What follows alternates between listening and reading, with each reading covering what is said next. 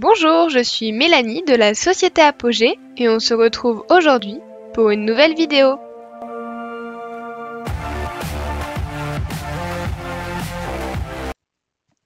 Pour débuter cette vidéo, nous allons rappeler qui est Apogée. Donc Apogée est une entreprise spécialisée dans les solutions de visioconférence à usage professionnel en entreprise.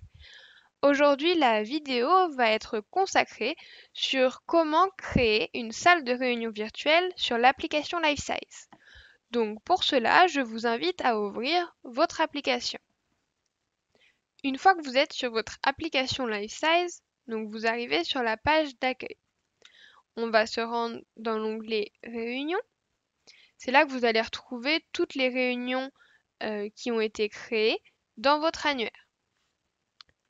Donc, une petite chose à savoir avant de commencer. Une réunion chez LifeSize, ça s'appelle une VMR, une Virtual Meeting Room.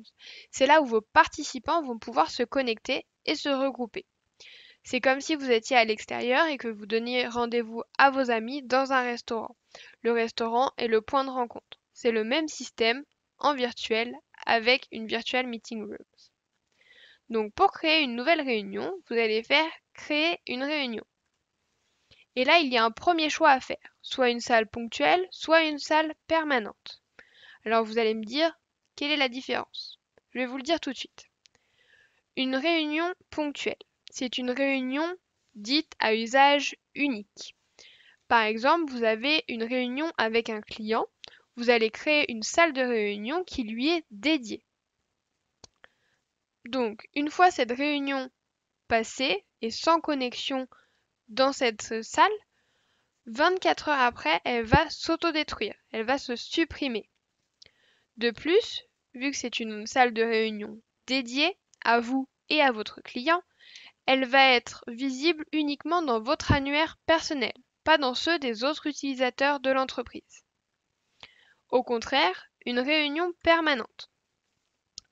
Elle est à durée illimitée, c'est-à-dire qu'elle est visible dans l'annuaire par tout le monde dans le temps que vous voulez. C'est à vous de la supprimer quand vous voulez l'effacer. Sinon, elle est visible tout le temps par tout le monde. Alors aujourd'hui, pour vous montrer, je vais vous créer une réunion permanente. Après, il faut choisir un nom. Donc comme vous avez vu, j'ai service commercial, service comptabilité. On aurait pu avoir service marketing, par exemple. Aujourd'hui, bon, comme c'est un test, moi, je vais la nommer test. Après, il faut choisir le modérateur. Alors, le modérateur, quel rôle a-t-il? Il a le rôle de gérer la salle de réunion.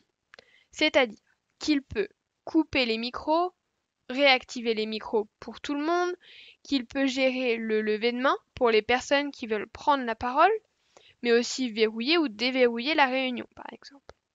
Alors là, je crée ma propre salle de réunion, donc je suis moi-même modératrice. Par contre, je suis une assistante qui crée une salle de réunion pour son supérieur.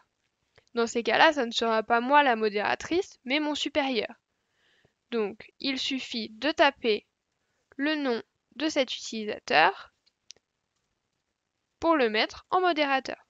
Maintenant, mon collègue Romain est modérateur de cette salle. Vous avez le choix de mettre un code secret, mais ce n'est pas une obligation. Dans les autres options, vous pouvez ajouter une description, donc par exemple le planning de la réunion, et de choisir un conférencier.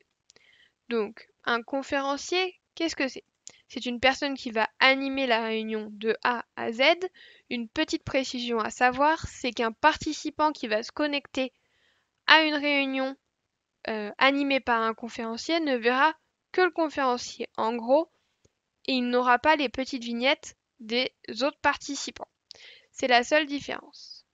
Alors, une fois que vous avez mis toutes vos informations, vous pouvez enregistrer. Et donc, elle sera maintenant visible dans l'annuaire de l'entreprise. Alors, j'espère que ça a été pour vous. On se retrouve très prochainement pour une nouvelle vidéo. Et donc, je vous dis à bientôt!